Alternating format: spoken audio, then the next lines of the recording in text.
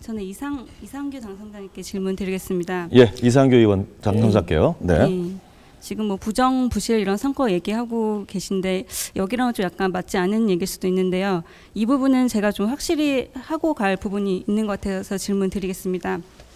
그 당권파의 종북주의에 대해서 지금 많은 국민들의 의문을 많이 갖고 있습니다. 그리고 이런 일련의 어떤 통진단 사태의 근본적인 원인 중에 하나가 그 당권파의 종북주의 때문이 아닌가 이런 좀 의혹이 있는데요.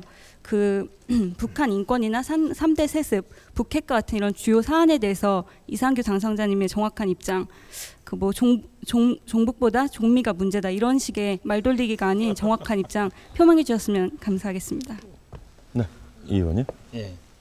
먼저 종북이라고 하는 말이 이 횡행하는 거에 대해서 참 아직도 그 군사 독재 시절에 남북의 이제 대치가 아주 벼랑 끝같이 되었던 그런 이제 색깔론이 계속 재현되고 있다는 점에 대해서는 아주 저는 유감입니다. 이거 저희 뭐 선거운동 기간에도 이게 계속 그 불거지고 제기가 되었던 바가 있고요.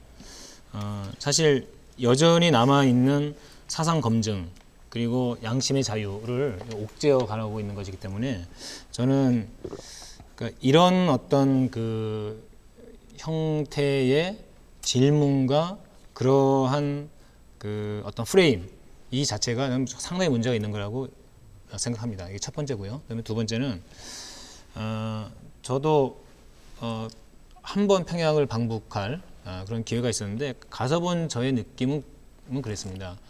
굉장히 회색빛이더군요. 예, 콘크리트에 색칠을 안 해가지고 굉장히 회색빛이었습니다. 그리고 그 남쪽에서 쭉 살아온 진보 운동을 한 제가 가서 보기에 굉장히 좀 충격적이었어요. 그런 대목은. 그러니까 술의 경우에도 술은 참 괜찮은 것 같은데 이걸 이렇게 옆으로 기울이거나 거꾸로 들어보면은 이게 셉니다. 병뚜껑 기술은 이제 정교하게 돼 있지 못한 거죠. 그러니까 저는 있는 그대로 보는 것이 필요하다고 생각을 하고요. 북에 대해서 그러니까 동포애적 관점 그리고 통일의 상대방으로서 협력과 교류를 해야 될 그 대상으로 바라보는 기초 속에서 그 기초 하에서 죄송합니다. 비판할 건 비판할 수 있다. 예, 지금 라고 하는 거고요. 예. 그래서 선생님 지금 좀 말을 돌리고 계신 것 같은데요. 좀 더 인권 정확한 입장을 말씀해 주셨으면 감사하겠습니다. 그 문제는 그런 북에 대해서 연대와 북에 대해서 통일의 대상이라고 하는 것을 명확히 한 기초 위에서 그건 예. 제가 한 가지 지적 좀 하고 싶은데요. 네.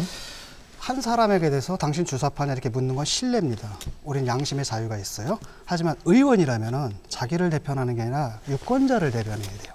근데 유권자가 그 사람이 뭐한지도 몰라요. 그런 사람들 앞에서 자기의 양심의 자유를 얘기를 할 수는 없는 겁니다. 그걸 지키고 싶으면 공직에 나오시면 안 됩니다. 유권자에게는 자기의 이념과 정책을 분명하게 뚜렷하게 밝혀야 되고 그 사람들을 대변해야 되는데 양심의 자유를 지키려면 공직을 맡아서는 안 되는 거죠. 그렇죠. 저는 그 말씀이야말로 위험한 얘기인 것 같은데요. 왜요? 예. 그 예를 들어가지고 예. 예컨대 국민들은 의구심이 있거든요. 저 사람의 사상에 대해서 의구심이 있는데 그 사람은 사상에 대해서 아무 얘기를 안 하는데 왜 표를 달라고 합니까? 만약에 내가 표를 줬는데 그 사람이 가가지고 그 과정 자체가 선거의 검증 과정이죠. 근데 그 선거의 검증 과정에서 바로 저런 질문이 나왔을 때 명확하게 답변을 해주셔야 된다는 거고. 그러니까 그래서 저 질문에 대한 답변 때문에 저에 대한 지지 여부를 국민들이 자유롭게 선택할 수 있는 겁니다. 예, 그건 다 보장돼 있는 거죠. 그러면 예. 지금 이 의원님께서는 지금 우리 시민 농객께서 세 가지 질문을 했습니다. 아주 그 뭐 단편적인 또 질문이라고 할 수도 있지만 굉장히 구체적인 질문을 하셨는데요. 지금 제가 기억을 한다면 북한의 3대 세습 문제, 북한 핵 문제, 아까 그리고 인권 문제였던가요?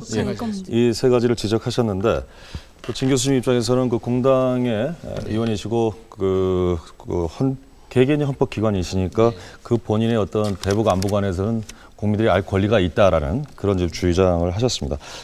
지금 이런 주장이신데 이 세 가지에선 답변을 유보하시겠다는 건가요? 그럼에도 불구하고. 그러니까 이제 이 세 가지에 대한 질문 자체가 네. 그러니까 사상 검증과 그 다음에 남과 북이 대치하고 있는 상황에서 이것을 평화적인 관계로 끌어갈 것인지 그렇지 않고 이거를 더욱 악화되는 관계로 갈 것인지 이분법적으로 이렇게 재단하는 것이기 때문에 질문 자체가 옳지 않다고 보는 것입니다. 근데 우리가 예. 저는 네. 이거 지금 이- 시민농객 이권자로서 질문이 당시- 굉장히 지금 커지는데 질문이 잠시만요. 우선권으로 문제가 있다. 시민농객 다시 한번 드리겠습니다. 이제 예. 결정을 지어야 될 것 같아요. 예, 유권자로서 당연한 권리라고 생각하고요. 전 국민이 궁금해하는 사항이라고 생각합니다.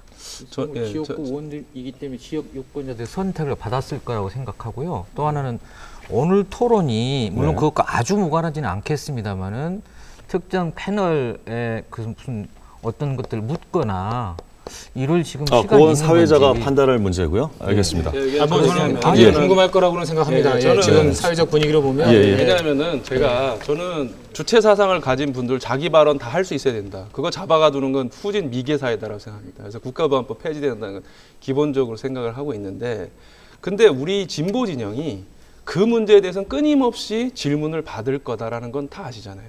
예를 들면 이정희 대표도 질문을 받았고, 제가 볼 땐 진보 진영에서 정말 몇 안 되는 대중성을 가진 분이었는데 뭐 예를 들면 3대 세대에서 발언하지 않는 것이 나의 신념이다. 그래서 일단 그 부분에 있어서 의구심을 가진 사람들이 생겨났던 것 같아요. 근데 그거는 발언하지 않을 수도 있는 거예요. 그리고 이번에 이 내부적인 어떤 이렇게 통합진보당 문제 때문에 굉장히 지금 어려운 지경에 처해 있는데, 저는 그런 측면에서 보면은 예를 들면 지금은 뭐 통합진보당에 가서 안타깝지만 저희 진보신당 조승수 대표가 옛날에 연평도 그 폭격이 있었을 때 그 북에 대해서 굉장히 강력하게 비판했습니다. 하지만 그 이틀 후엔가 있었던 그 대북 결의안, 전쟁 군사적 수단까지도 동원할 수 있는 대북 결의안에 대해서 또 유일하게 반대 표명을 했어요. 당시 민노당의 이정희 의원이나 어느 의원도 김선동 의원도 그에 대해서 기권을 했지 예. 반대하지 못했습니다. 유일하게 조승수 대표가 그 반대를 했는데 이유는 규탄을 하더라도 이것이 군사적 확정까지 갖고 있는 규탄은 안 된다라고 얘기했는데,